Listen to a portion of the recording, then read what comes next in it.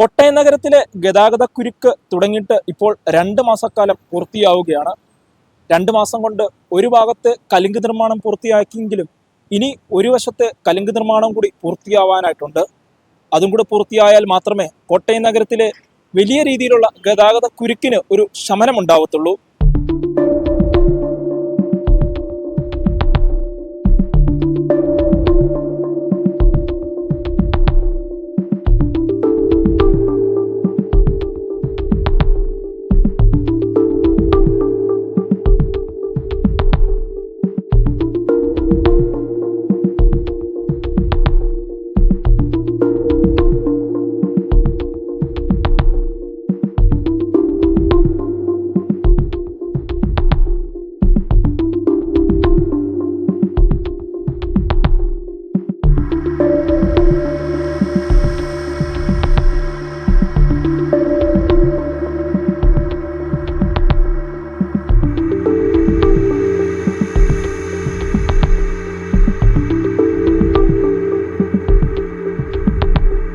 മഴക്കാലമായതോടുകൂടിയാണ് ഇവിടുത്തെ നിർമ്മാണ പ്രവർത്തനങ്ങൾ ആരംഭിക്കുന്നത്.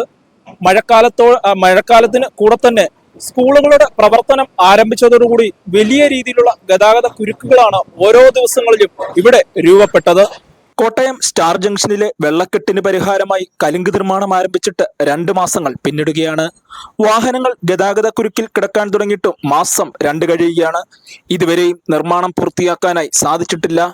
കലുങ്ക് നിർമ്മാണത്തിന്റെ 1-ാം ഘട്ടം പൂർത്തിയായതോടുകൂടി ശനിയാഴ്ച മുതൽ 2-ാം ഘട്ടത്തിന്റെ പ്രവർത്തനവും ആരംഭിച്ചിരിക്കുകയാണ്. എന്നാൽ 2-ാം ഘട്ടത്തിന്റെ പ്രവർത്തനം ആരംഭിച്ചതോടെ കൂടുതൽ കുരുക്കിലായിരിക്കുകയാണ് നഗരം ഇപ്പോൾ. അശാസ്ത്രീയമായ കലുങ്ക് നിർമ്മാണത്തിന്റെ പ്രവർത്തനങ്ങൾ മഴക്കാലമായതോടുകൂടിയാണ് ആരംഭിക്കുന്നത്. അതോടൊപ്പം സ്കൂളുകളുടെ പ്രവർത്തനം ആരംഭിച്ചതോടെ എല്ലാ ദിവസവും വലിയ ഗതാഗത കുരുക്കാണ് നഗരത്തിൽ രൂപപ്പെടുന്നത്. കൂടാതെ രോഗികളുമായി വരുന്ന ആംബുലൻസുകൾ പോലും മണിക്കൂറുകളോളം ഗതാഗത കുരുക്കിൽ കിടക്കേണ്ട അവസ്ഥയാണിപ്പോൾ. കലുങ്ക് നിർമ്മാണത്തിന്റെ പ്രവർത്തനത്തോടുകൂടി സമീപത്തെ പെട്രോൾ പമ്പിലും കടകളിലും ആളുകൾ കയറുന്നില്ല. വലിയ കണ്ടെയ്നർ ലോറികൾ വരുന്നതോടുകൂടി കൂടുതൽ കുരുക്കിലാകുകയാണ് നഗരം. 2-ാം ഘട്ടത്തിന്റെ നിർമ്മാണം പൂർത്തിയാകാൻ ഏകദേശം 1 മാസത്തെയെങ്കിലും താമസമെടുക്കും.